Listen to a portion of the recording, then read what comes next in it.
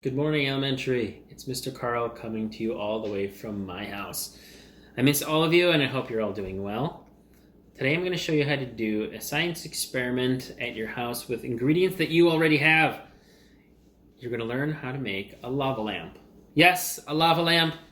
If you don't know what a lava lamp is, you're going to make one and find out. They're very cool and actually very simple to make with ingredients that you already have at your house. And if you don't have them, you can get them at Walgreens, CVS, a grocery store.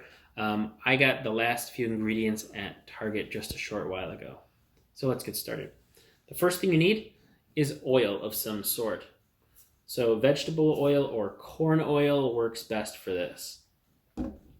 Next thing, food coloring. My assistant, as you will find, is going to use green.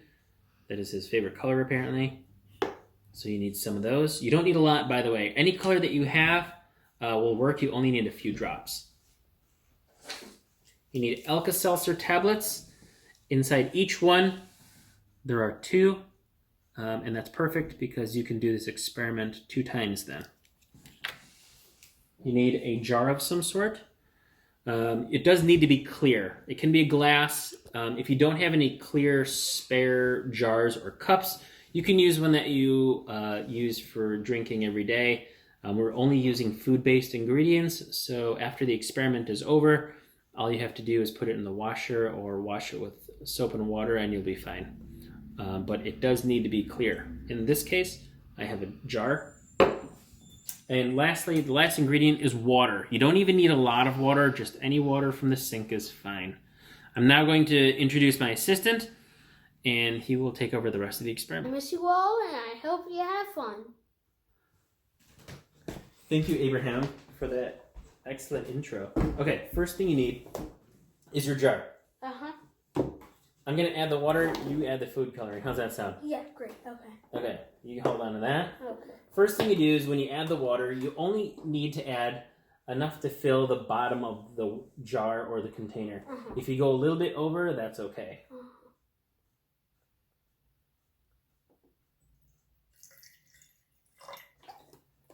Go ahead and add your food coloring, Abraham. Let's start with 3 drops. Okay. So if we need more, can we get more? Yes, but we'll see how dark we want it to look first. So let's start with 3. We can always add more. 1, 2, 3. Okay. So go ahead and give that a little bit of a swirl. Okay, that's perfect actually. Does that look pretty good to you? Yeah, it looks pretty good. Okay. So now what you do, you take the oil that you have. In our case, we have the corn oil. Yeah.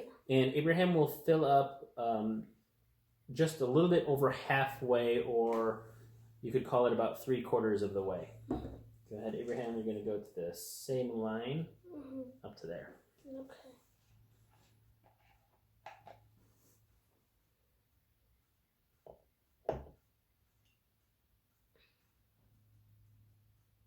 Oh. Perfect. Bit much. That's cool, right? It's a bit much. Does that look cool? Look at this. You know what a lava lamp looks like. This is where you get the effect from. So go ahead, Abraham, open this up. You're going to add 1 tablet, and let's see what happens.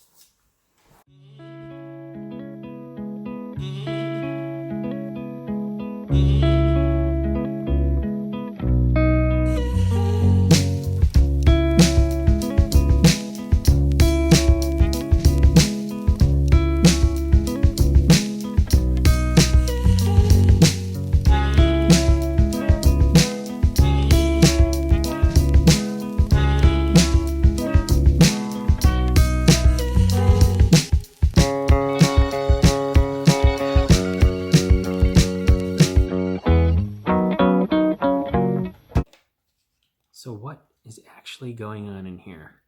There's 2 interesting things going on. One, it's called varying densities.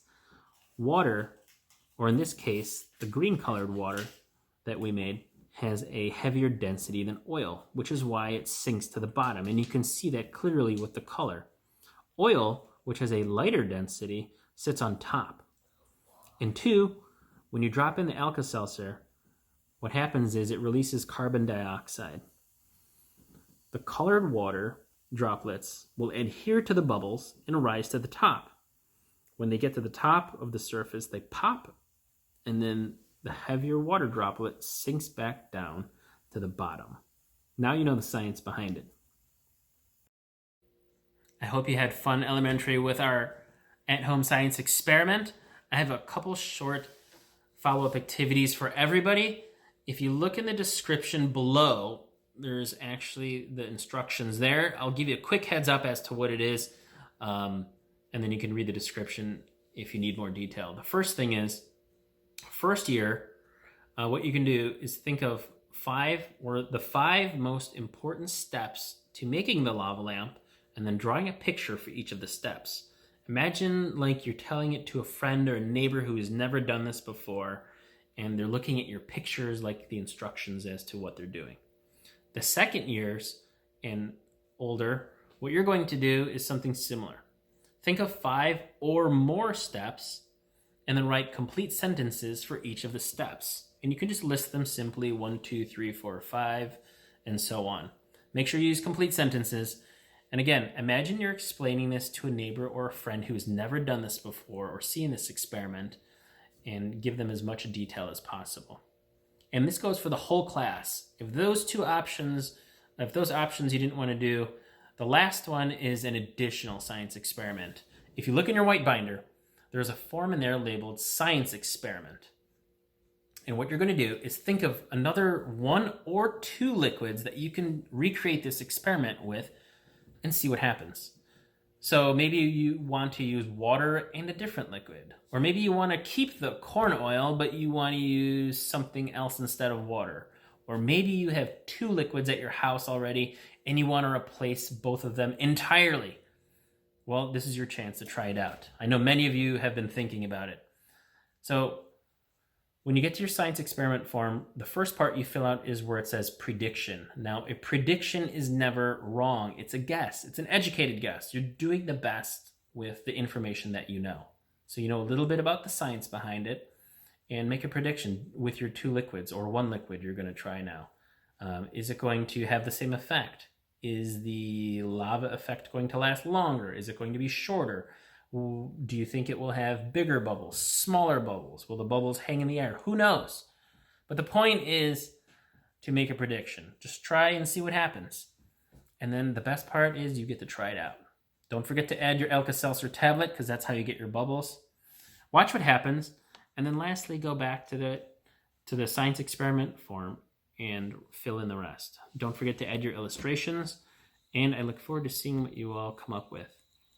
On the next Zoom meeting, if any of you try this, let me know, or Miss Jordan, let us know what happened. Take pictures, share pictures on the family's Facebook page, and I'd love to see what you come up with. I miss you all. I hope you're having fun at home and still getting some work done.